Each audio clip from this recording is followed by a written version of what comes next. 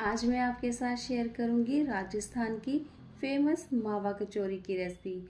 आपने राजस्थान की बहुत सी डिशेस खाई होंगी, उनमें से एक है मावा कचौरी। ये बहुत ही टेस्टी बनती है और इसको बनाने का एक खास ढंग है। और इस मावा कचौरी को बनाने के लिए कुछ खास मसाले डाले जाते हैं, उन्हीं से इनका टेस्ट बहुत अच्छा आता है तो ये मावा कचौरी, लेकिन मसाले क्या हैं तो वही देखने के लिए वीडियो को एंड तक देखिएगा। बहुत ही टेस्टी बनती है, एकदम अलग बनती है। हेलो फ्रेंड्स, कैसे हैं आप सब? Welcome to my channel Renuka Anubhav blog. तो चलिए शुरू करते हैं राजस्थान की फेमस मावा कचौरी की रेसिपी। यहाँ पर मैंने मावा लिया है 200 ग्राम, और यहाँ पर मैंने सिमन स्टिक ली है छोटा सा पीस, एक मैंने बड़ी इलायची, एक ही लौंग लिया है, 4 से 5 साबुत काली मिर्च, नटमेग और हरी इलायची। इन सबको हमें कूट लेना है। साथ में मैंने काजू, बादाम और पिस्ता लिया है। तो सबसे पहले मैं जो ये बड़ी इलायची है उसके सीड्स को अलग कर लूँगी। ये जो बड़ी इलायची और हरी इलायची है, इसके जो सीड्स हैं, इनका टेस्ट इस कचौरी में बहुत ही अच्छा आता है, तो ज़रूर से डालिएगा, बिल्कुल भी स्किप मत कीजिएगा। तो यहाँ पर हरी इलायची के सीड्स भी मैं अलग कर लूँगी। और जो ये मावा कचौरी है इन स्पाइसेस के साथ बहुत टेस्टी लगती है, तो सारे स्पाइसेस यूज़ करिएगा। तो सबसे पहले मैं दालचीनी को कूट लूँगी और साथ ही एक लौंग जो लिया है उसको भी, और साथ में यहाँ पर मैं जो काली मिर्च है वो भी डाल दूँगी। और इन सबको अच्छे से कूट लेना है, बिल्कुल महीन हमें पाउडर बना लेना है। तो यहाँ पर मैं बड़ी इलायची और छोटी इलायची के सीड्स भी डाल दूँगी। और सीड्स डालने के बाद हमें इनको ज़्यादा कूटना नहीं है, दरदरा सा ही रखना है, क्योंकि जो छोटी इलायची और बड़ी इलायची के सीड हैं वो जब मुंह में आएंगे बहुत टेस्टी लगेंगे। तो इनको दरदरा सा ही रखिएगा। और देखिए बिल्कुल इस तरह से काली मिर्च, दालचीनी और लौंग को बिल्कुल बारीक कूटना है, और इलायची के सीड्स को दरदरा सा। और नटमेग यानी जायफल, उसको मैं कद्दूकस करके लूँगी, उसको मैं क्रश नहीं करूँगी। तो यहाँ पर मैं नटमेग को कद्दूकस कर लूँगी। नटमेग हमें बिल्कुल थोड़ा सा ही चाहिए, जो भी स्पाइसेस हैं हमें थोड़े थोड़े ही चाहिए, ज़्यादा नहीं डालेंगे अदरवाइज़ कड़वे लगेंगे। तो बिल्कुल इस तरह से मैंने कद्दूकस कर लिया। और यहाँ पर मैं मावे को भून लूँगी। मावा जब हमें भूनना है तो उसे हमें रूम टेम्परेचर पर ही लेना है। फ्रिज में रखा हुआ मावा बिल्कुल भी यूज़ मत कीजिएगा, उसको बहुत टाइम लगेगा भूनने में। और जब तक मावा भून रहा है मैं ड्राई फ्रूट्स को कट कर लूँगी। गैस की फ्लेम मैंने लो ही रखी है, अगर हाई रखेंगे तो मावा जल जाएगा। तो यहाँ पर मैंने काजू, बादाम और पिस्ता लिया है, उनको मैं बारीक बारीक चॉप कर लूँगी। मावा मैंने मार्केट से लिया है, आप चाहे तो फ्रेश घर पर भी बना सकते हैं। और होली आ रही है, होली पर गुजिया, ये मावा कचौरी, ये बहुत ही बनती हैं। तो जो ये मावा कचौरी है इसको आप पूरा देखिएगा और इस होली पे ज़रूर बनाइएगा। बहुत टेस्टी बनती है, एकदम अलग बनती है। तो यहाँ पर मैं काजू, बादाम और पिस्ता को बारीक बारीक काट लूँगी। आप चाहे तो चॉपर में भी चॉप कर सकते हैं। यहाँ पर मैंने काजू, बादाम और पिस्ता लिया है, आप अपनी चॉइस से कोई भी नट्स यूज़ कर सकते हैं। और इनको ऐसे ही मोटा मोटा काटना है। तो अब हम मावे को भून लेंगे। मैंने यहाँ पर देसी घी या फिर घी का यूज़ नहीं किया है। आप मावे को भूनने के लिए घी भी डाल सकते हैं, लेकिन मैं ऐसे ही भून लूँगी। तो ऑलमोस्ट हमारा मावा भुनने ही वाला है। तो यहाँ पर मैं जो हमने स्पाइसेस क्रश किए थे, मतलब कूट लिए थे, उनको डाल दूँगी। और साथ में यहाँ पर मैं ड्राई जिंजर पाउडर डाल दूँगी, मतलब सौंठ पाउडर। और ये बिल्कुल हमें थोड़ा सा ही डालना है, क्योंकि ये बहुत स्ट्रॉन्ग होता है और इसका टेस्ट बहुत ही अच्छा आता है, इसको भी ज़रूर से डालिएगा। और ये जितने भी स्पाइसेस हमने यूज़ किए हैं, इनकी क्वांटिटी हमें बहुत ही कम रखनी है, अदरवाइज़ बहुत कड़वे हो जाएंगे अगर ज़्यादा डालेंगे। तो हमने जो ड्राई फ्रूट काट लिए थे वो भी हम इसमें डाल देंगे और सबको अच्छे से भून लेंगे। यहाँ पर हमें सिर्फ 1 से 2 मिनट के लिए ही अब भूनना है, क्योंकि हमारा मावा ऑलमोस्ट हो गया है। और अब मैं एक बर्तन में मावा निकाल कर ठंडा होने के लिए रख दूँगी। और दूसरी तरफ हम चाशनी बना लेंगे। चाशनी बनाने के लिए मैंने 1 कटोरी चीनी ली है। 1 कटोरी चीनी है तो 1 कटोरी ही यहाँ पर मैं पानी डाल दूँगी, और साथ में थोड़ा सा केसर का पानी। थोड़े से सैफरन स्टैंड्स को मैंने पहले ही पानी में भिगो कर रख दिया था। इससे क्या होता है, कलर बहुत अच्छा आता है। तो चाशनी जब तक बन रही है, यहाँ पर मैं मैदा लगा लूँगी। मैदा मैंने 1.5 कप लिया है। अब अपने अकॉर्डिंग जितनी आपको बनानी है उतना ले सकते हैं। तो यहाँ पर मैंने 1/2 टीस्पून ही नमक डाला है। नमक भी ज़रूर से डालिएगा, बहुत अच्छा टेस्ट आता है, क्योंकि जो मीठे के साथ थोड़ा सा नमक डालते हैं तो अलग सा ही टेस्ट आता है। तो यहाँ पे मैंने मोइन लगाने के लिए 3 चम्मच देसी घी का डाला है। आप चाहें तो ऑयल भी यूज़ कर सकते हैं, लेकिन देसी घी का मोइन लगाने से जो कचौरियों का टेस्ट है बहुत अच्छा आता है। और मोइन लगाना भी बहुत ज़रूरी है। मैंने 1.5 कप मैदा लिया है, तो उसके हिसाब से 3 चम्मच मैंने देसी घी के डाले। तो मोइन लगाने के बाद मुट्ठी बंद करिएगा। अगर मुट्ठी में आप मैदा आ जाए, मतलब मुट्ठी से बन जाए, तो समझ लीजिए मोइन बहुत अच्छे से लगा है। तो ये प्रोसेस करना बहुत ज़रूरी है अगर आप कचौरी बनाएं, गुजिया बनाएं या फिर मठड़ी बनाएं। तो यहाँ पर हमें जो आटा है वो बहुत ही सॉफ्ट लगाना है, हार्ड बिल्कुल भी नहीं लगाना। तो थोड़ा थोड़ा पानी हम डालकर आटा लगा लेंगे। जो ये कचौरी है बहुत ही सॉफ्ट आटे से बनती है। तो यहाँ पे बिल्कुल इस तरह से हमें आटे को सॉफ्ट ही लगाना है। तो आटे को 10 से 15 मिनट की रेस्ट देने के लिए रख देंगे और बीच में हम चाशनी चेक करेंगे। चाशनी हमें जैसे वो गुलाब जामुन के लिए हम चाशनी बनाते हैं, चिपचिपी सी, बिल्कुल वैसी बनानी है। एक तार वाली चाशनी नहीं बनानी। तो चाशनी भी हमारी बन गई है। इसको भी हम ठंडा होने के लिए रख देंगे। तो चलिए, मावा भी ठंडा हो गया है। अब मैं मावे में 1 से 1.5 चम्मच शुगर पाउडर डाल दूँगी और अच्छे से मिक्स कर लूँगी।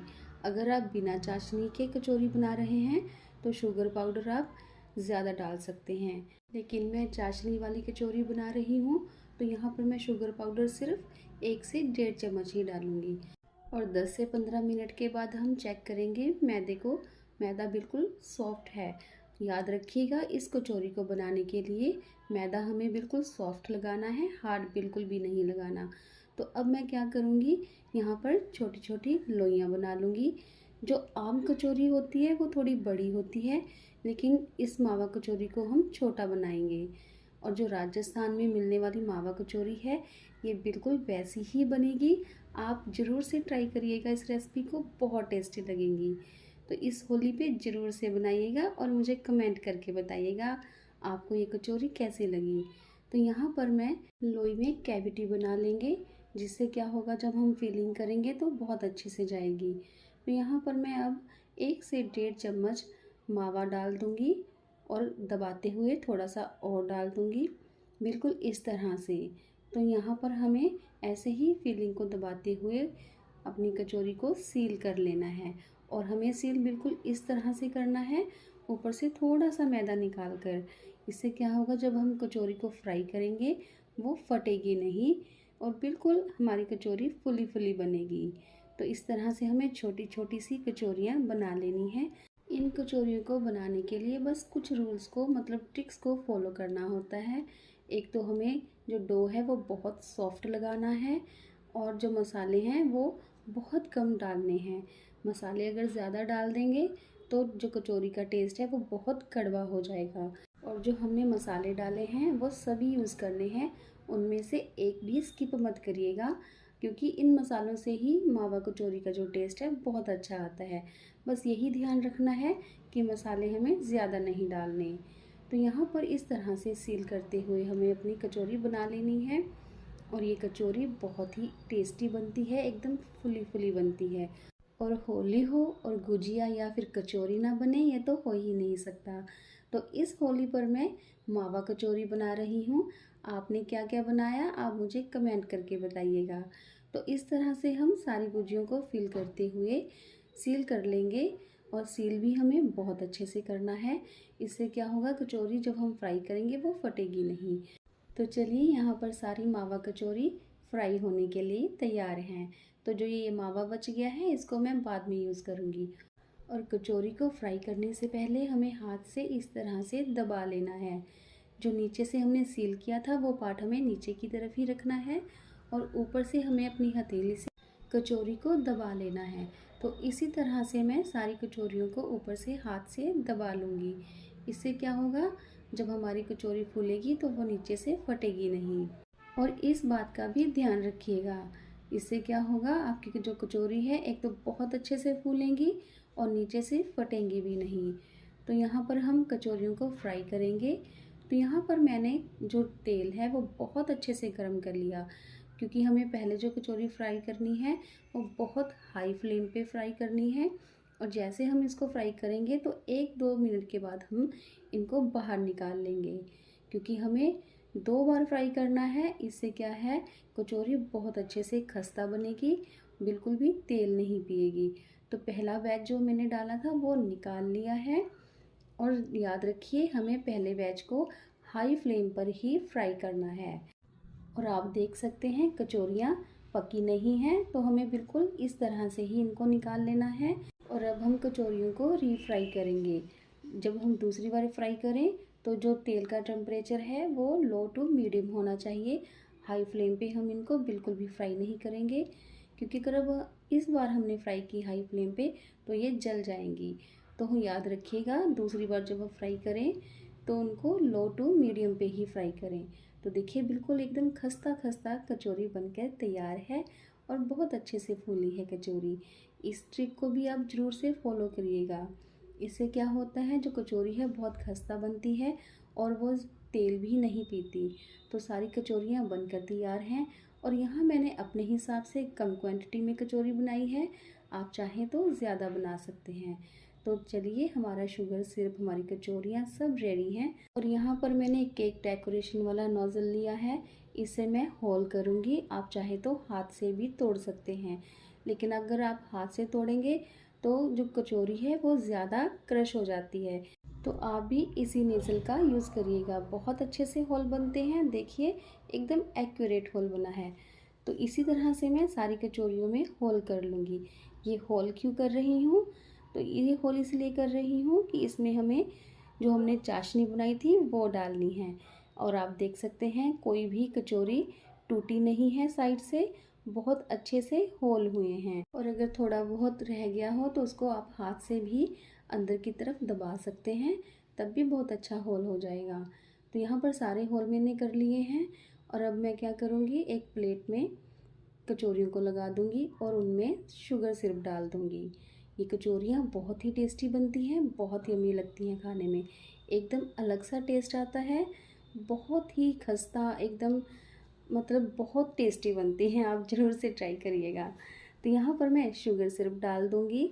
और शुगर सिरप डाल रही हूँ, आप ये मत सोचिएगा कि ये बहुत ज़्यादा स्वीट होंगी। इनमें हमने स्पाइसेस डाले हैं और मैदा गूंथते टाइम हमने नमक डाल दिया था, तो ये सब का बैलेंस बन जाएगा, बिल्कुल भी स्वीट नहीं लगेंगी आपको।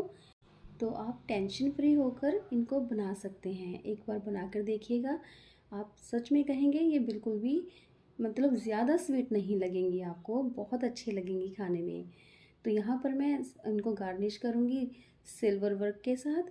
और मैं जब भी सिल्वर वर्क यूज़ करती हूँ वो प्रॉपर लगता ही नहीं है। तो चलिए, जैसे तैसे हम सारी कचौरीज़ के ऊपर सिल्वर वर्क लगा देंगे और पिस्ता के साथ गार्निश करेंगे। गार्निश आप अपने अकॉर्डिंग जो भी आपको पसंद हो कर सकते हैं।